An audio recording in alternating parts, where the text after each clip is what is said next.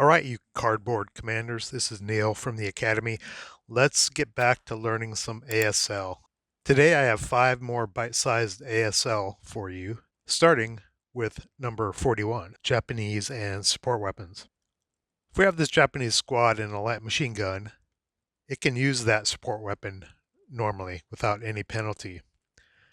But if the support weapon is a heavy machine gun, medium machine gun, or an anti-tank rifle, if they're used by a squad, that imposes penalties in the form of having its breakdown number and its rate of fire reduced by 1. And by having its breakdown number reduced by 1, that automatically makes its normal breakdown number, which is an 11 here, turn into a outright elimination number. So if this medium machine gun is operated by this Japanese squad, its breakdown number would be 10 and its outright elimination would be an 11. Now, if you manned a medium machine gun, heavy machine gun, or anti-tank rifle with a crew, those penalties go away. So when playing the Japanese in the PTO, make sure you link up your heavier support weapons, not including knee mortars. Make sure you link them up with a crew, which is usually provided in the order of battle in most PTO scenarios. Douglas Adams' favorite bite-sized ASL, number 42, conditional rate of fire and changing recovered arc. Let's say we have this American AFV out of the covered arc of this German anti-tank gun. Now, if the German anti-tank gun wants to take a shot at this AFV, it's going to have to change its covered arc. Whenever a gun that is a non-vehicular gun and non-turreted gun changes its covered arc, its rate of fire is reduced by 1, but it's only reduced by 1 for the next shot only. So if this anti-tank gun took a shot, its rate of fire would be a 1. If it happened to get rate of fire, if it shot again, its rate of fire would be back up to 2. So the conditional rate of fire is only on a non-turreted, non-vehicle gun changing covered arc, and only for the first shot only. And this leads directly into bite-sized ASL number 43. Number 43, non-mortar guns changing covered arc in a woods, building, or rubble hex. This is a follow-up to bite-sized number 42. In this case, we moved the anti-tank gun over to the woods here, and he wants to fire on the American AFB. He's going to have to change his covered arc. So he's going to have to change one hex spine. And now that he's in the woods, there are multiple implications. First being conditional rate of fire. His rate of fire for the first shot is reduced by 1 to a 1. In addition, because he's in a woods hex, his covered arc is now locked along these 2 hex rows. He cannot fire at any other, even if he gets rate of fire, he cannot fire at any other target outside its covered arc. He is not able to change covered arc.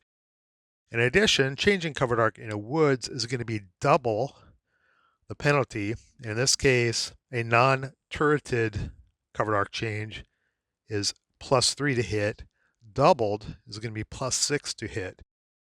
So if this AFV, which is also a large target, were to be moving, it would be very difficult on the first shot for this anti-tank gun to get rate of fire and actually get a hit on this AFV if it is moving, and it's the defensive first fire phase for the German anti-tank gun.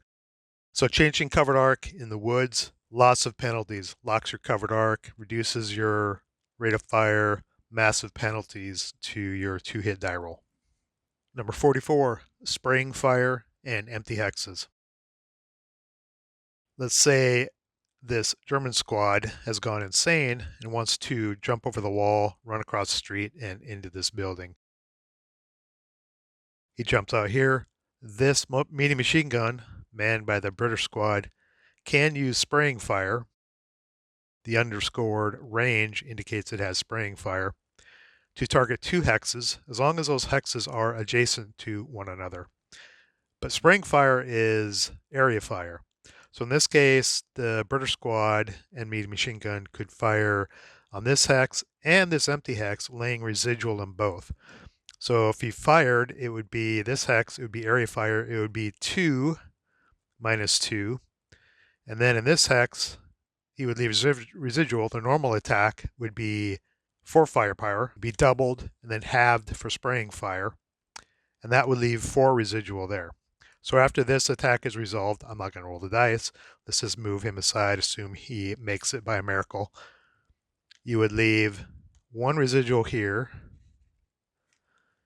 and 2 residual here. I do not have a 2 residual counter. Let's assume this is a 2 residual firepower in both of those hexes, and assuming you don't get a rate of fire, which you would not assume since you're leaving residual firepower, you would place a first fire counter on here, but you would have residual covering that. Alternatively, you could do a fire lane, but the illustration here is to show that you can place residual in an empty hex if you fire at another unit using spraying fire. Number 45, ordnance versus empty hexes, also known as recon by fire. In this case, we have our trusty German 75mm, and he suspects perhaps there's some hidden units over here, which are considered empty from his perspective, and he wants to fire on one. There would be the applicable die roll modifiers for firing on an empty hex, which would be equal to being concealed. But the point is, you can fire ordnance at empty hexes as a recon fire by fire. If you get a result, it potentially could reveal a hidden unit there. Now, it's not explicitly outlined in the rules, but I believe you can do recon fire using small arms fire as well. I have kind of looked through the rules, and I have never really found a section that says you can do explicitly says you can do recon fire by fire. You can just fire infantry fire table, machine guns, what have you, into empty hexes in hopes of revealing something. But the fact that you can do it with ordnance seems to imply that you should be able to do it with small arms fire. Now, if you happen to know the exact rule section that I can't seem to find where it explicitly says you can use small arms fire to do recon by fire, firing on potentially hidden units and revealing them, post the pertinent rule section below because I cannot find it. If you like what you saw, please like, share, and subscribe. If you didn't like what you saw, thanks for watching and let me know how I can do better. See you in the next video.